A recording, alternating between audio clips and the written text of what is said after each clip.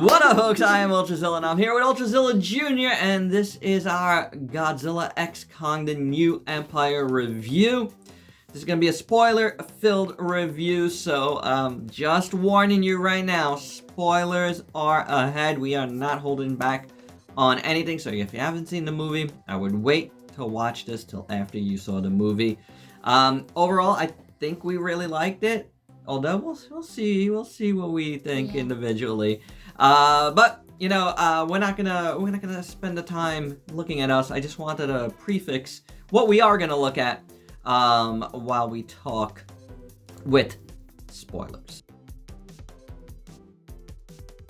Alright, gang, so let's do it. Let's talk about this movie. And, you know, I'm gonna start by saying, like, Godzilla vs. Kong was not my favorite movie. It was very choppy. I thought there was a lot that could have been better. I know they had problems. I know they had to go and reorganize the movie a little bit, and that kind of took away a bunch of things. But it still turned out to be a mess, in my opinion. So going into this movie, I wasn't too enthused about Adam Wingard coming back as the director, because I just thought the last movie was a little bit of a mess. Now, Ultrazilla Jr. really likes Godzilla vs. Kong, so, you know, opinions are definitely going to vary, right? Yeah. What'd you like about that one? I just like the fighting scene with Godzilla and Kong, and I like the Mechagodzilla. I like how he looked. Yeah, Mechagodzilla is awesome. There's no doubt about it. I loved that final scene. There are things about it I liked, but I felt like a lot of things were left unexplained that should have been explained. But anywho, that brings us to this movie, and obviously, as you can see here, if you saw the movie already, and again, spoilers, I mean, this is right out of the movie, and we do know that Shimo is pretty much Scar King's horse. Yeah. Right? So that was pretty interesting. I did not expect that. And that was the cool thing about this one, is I felt like there was a lot of things that were kind of unexpected. Yeah. They did a pretty good job, I have to say. I kind of avoided any like last teasers and like trailers for the last like 2 weeks, I guess, you know, because I really knew the closer we got to it, the more they were going to show. So, like, one of the major characters in this movie, we avoided, you know, the whole entire time, which was pretty cool. And, you know, again, I'm not going to say spoilers every time, but spoilers, and this is probably the biggest spoiler, but Mothra was back in this movie and actually plays a pretty pivotal role. So, you know, like, that was pretty amazing that they pretty much avoided that the entire time, showing that in the trailers and stuff. Yeah. I do know, I think one of the final teasers might have had it. It was, I'll tell you this, Ultrazilla Jr., and I didn't spoil it for you, but I think it was spoiled a little bit for me, because I saw, like, as I scrolled through Twitter, somebody mentioning Mothra, not as part of the movie, but I thought it sounded like part of the movie. So I was a little bit spoiled, but and there was also like some sort of piece of merchandise with Mothra on it, but didn't really know the role or what it was about. But as we went, I mean, into the movie, it was just quite apparent that Mothra just had a pretty big role that was just totally, like, I thought really well done that they did not spoil it, because it was a pretty big role.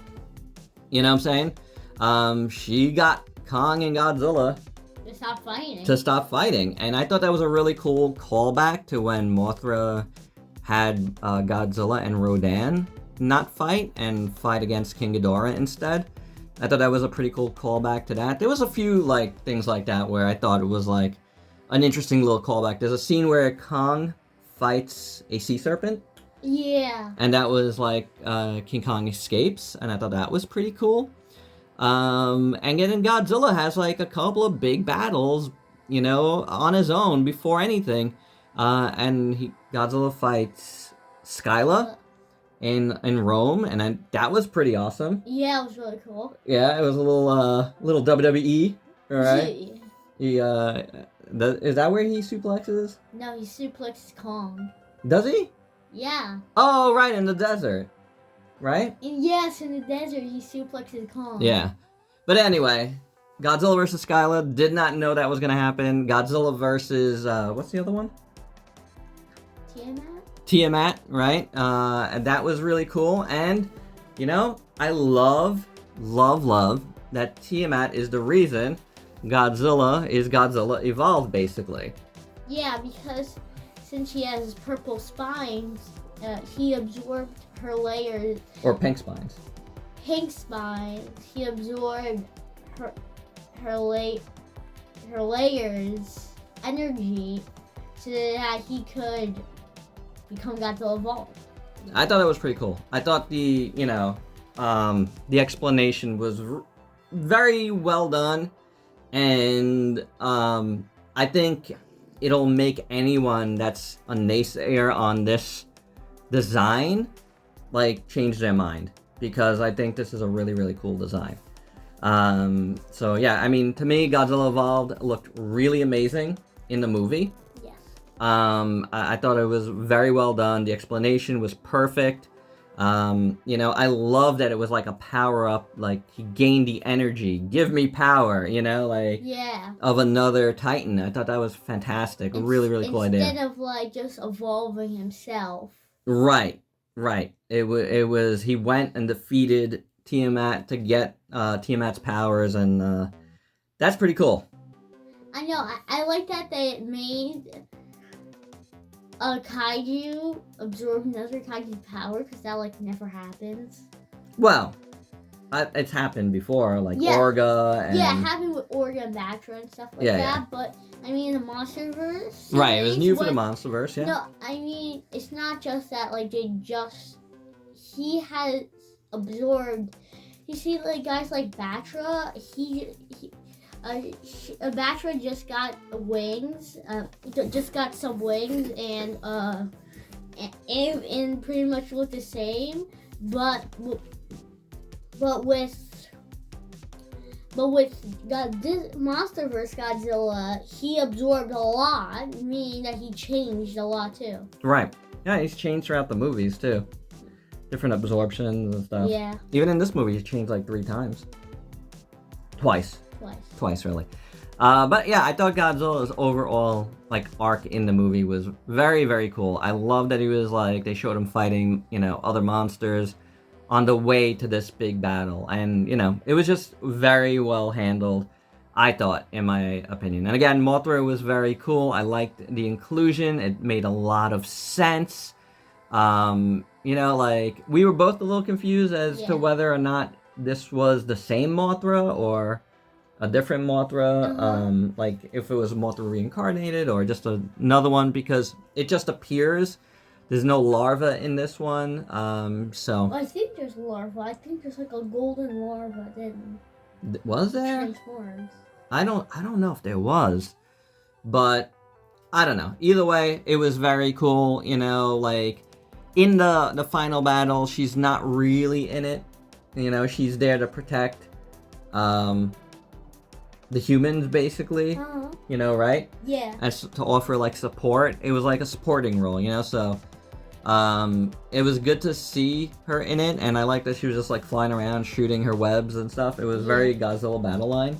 Oh yeah. In a way, so I thought that was pretty cool. But yeah, great surprise with Mothra. Really, really liked it. Had a much bigger role than, even with a little bit of a spoiler there for me, that I thought it really would have. So awesome. Really, I loved the inclusion, Going back to these two, and, Shimo is basically... A lizard horse, but, basically the prisoner of Scar King, and I thought that was really interesting. Yeah, so it's the slave. I mean, he has one of these special crystals, and whenever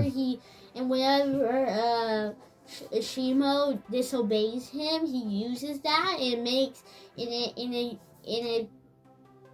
I don't know what it does, but zaps her spines or something, and it makes it electrocute her.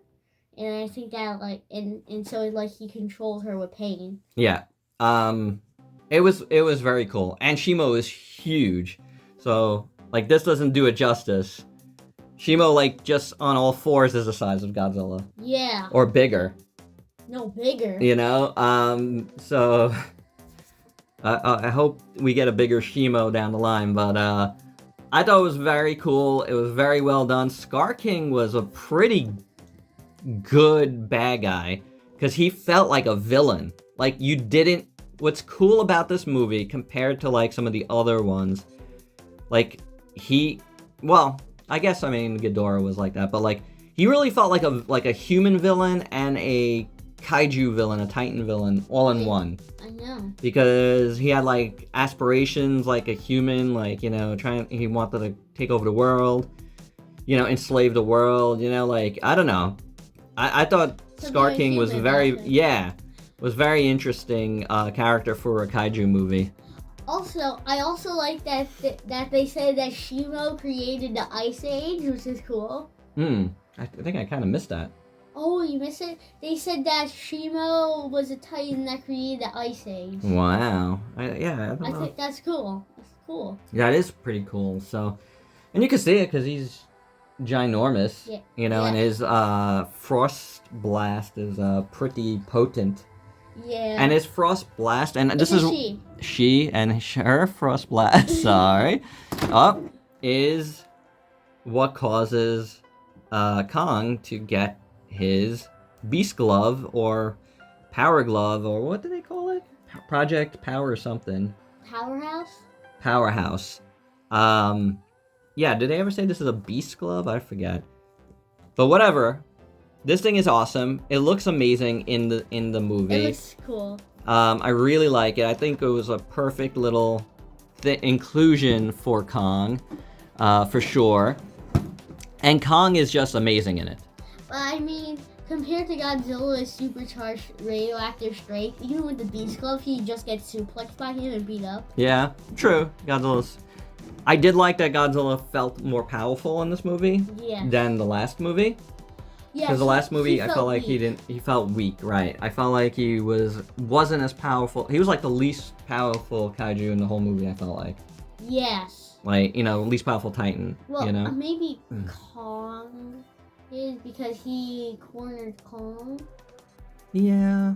But it's just that it doesn't make sense that Kong almost beat him in the last movie, but in this movie they say that Godzilla trapped all the Kongs. Well, the Scar King ones. So he trapped all of them. Yeah. Including Scar King. And he gets beat by Kong, only one guy, without the beast glove. Well, I don't know if it was this Godzilla in particular. It could have been the previous Godzilla, an ancestor, right? They don't really specify. The one that took out his spine or something. Right. That one's with spine. Yeah. But I thought Kong was awesome in the movie. Honestly, he's a great main character. Like, he's a good lead. Like, you feel him. I like that he was like a lot smarter in this movie too. Like, he has like the whole like Hollow Earth like booby trapped.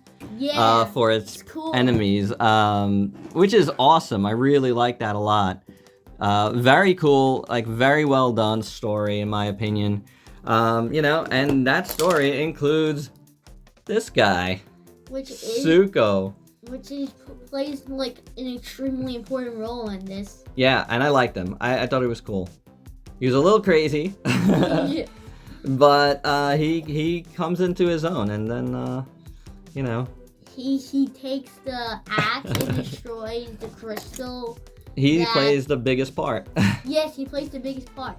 Because first, Scar King was controlling Shima with this crystal, and then wait, what's that guy's name? Zuko used, since he got mad at Scar King, since Scar King kicked his dad into lava or something. We don't know if it was his dad. Or someone that he cared about, Someone he cared about really badly, so he kicked him into lava, and now he wants revenge, so he destroyed the crystal that he was controlling Shimo with, and now Shimo and No, so first Godzilla and Kong were beating Scar King up, and then he destroyed Shimo's crystal, and then now Shimo freeze Scar King to death, and then Kong smashed him into bits. And Ultrazilla Jr. just revealed the entire thing. But which is fine. We did say there's spoilers. But yeah, the ending I thought was really good. The last battle. There was a lot of great things. But like, even the first battle Suka is in with Kong and the other apes. Oh yeah, so Kong... So Zuko bites Kong, then Kong then other apes like Kong started attacking Kong while Zuko bit him, and now instead of using his battle axe, Kong just used Zuko as a little weapon. He just started throwing him around. Yeah. That was pretty good. Like, I don't know. It was a good relationship. I thought it was well done between Zuko and Kong. A nice progression, and you know, again, the ending was great in the final battle, and Zuko's role in it. Just very nicely done, in my opinion. So I like that part of it too. It was cool. You know, like the whole story I think was cool. The human parts were good. They moved the story along. Geo was an important part of this, the most important part of this. But you know, then you had the little girl. Oh yeah. You know, like so. She sensed what was happening, and she was the main part of bringing Mothra back. Oh yeah, so she got messages from her kind. So she thought that she was the last one in her kind, but she was the last one in Skull Island. But she found out that they moved to Hollow Earth. So now... Well, I think they were from Hollow Earth, actually. They were from Hollow Earth, and some of them went to Skull Island. Right. And then all of them died because like monsters hunted them or something. Mm-hmm.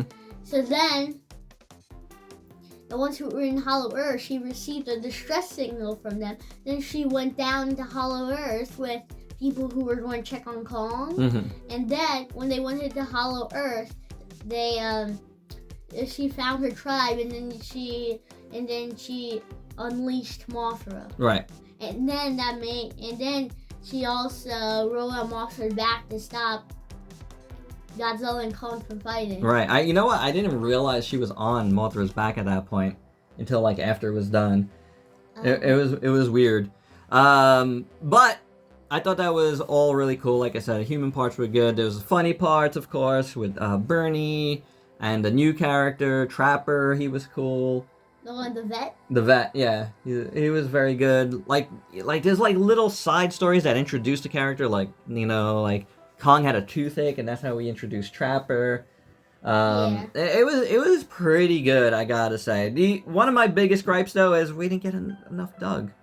I know. He's only in one little scene, and I thought, you know, they made a toy of him. You know, I thought he was gonna be in a little bit more. I was hoping at the end he was just gonna come in and bite one of like the Kongs and pull him away or something. Like save someone all of a sudden, you know? That would have been cool, but he's still cool, but he's only in one scene, kind of like... And it's a scene kind of similar to his first scene, where he's eating something, you know? So we know Doug is a very hungry little guy. Yeah. It would have been cool at the end if we saw like Doug come and like maybe Zuko like ride him, like... Yeah. Kong on Shimo at the end. Yeah. You know, that would have been sweet. But overall, I think the movie was really, really great. Like, everything was linear. Everything felt right.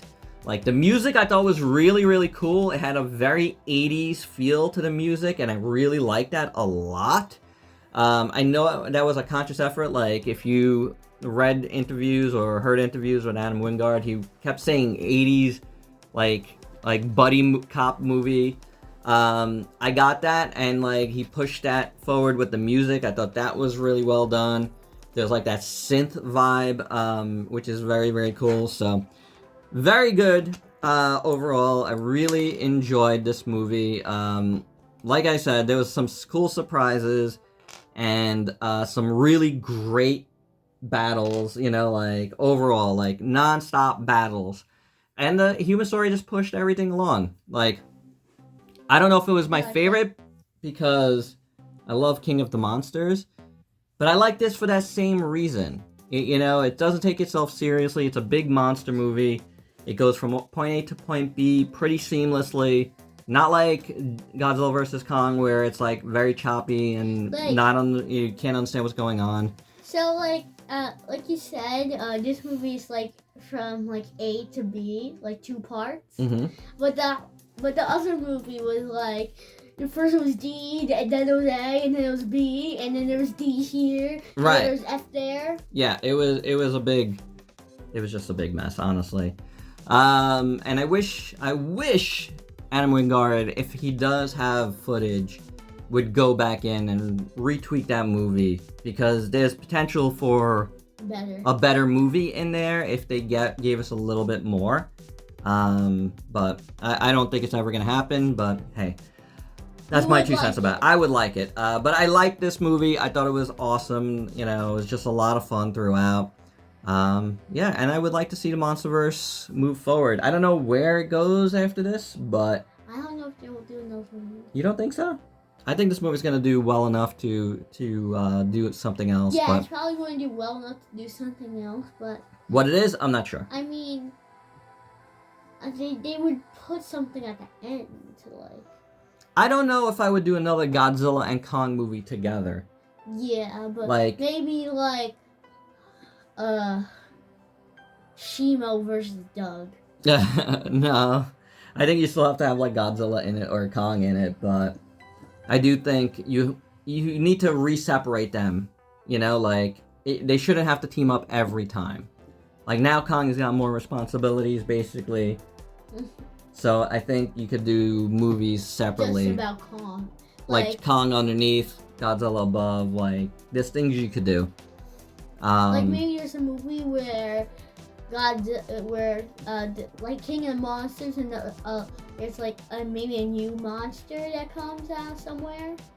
Maybe, or you could do something like when they kidnapped Godzilla and Rodan and took him to another planet to fight Ghidorah. Maybe you have some aliens to come and take Godzilla away to fight some monster on some other planet somehow. Who knows? There's things you could do. Maybe they could bring back Gigan. Maybe make a MonsterVerse Gigan. Yeah, I would like to see it. Yeah, bro. Maybe it should be like the Final Wars Gigan, but like more robotic, like a robot. Well, whatever they do, I'm aboard. This movie was pretty fantastic in my eyes. And there you go, guys. That's my review. Hope you dug it. Let me know your thoughts down below. And if you're new to the channel, why don't you go ahead and sub yourself for daily content. And let me help you diversify your collection. Until next time. Peace out, peeps. What?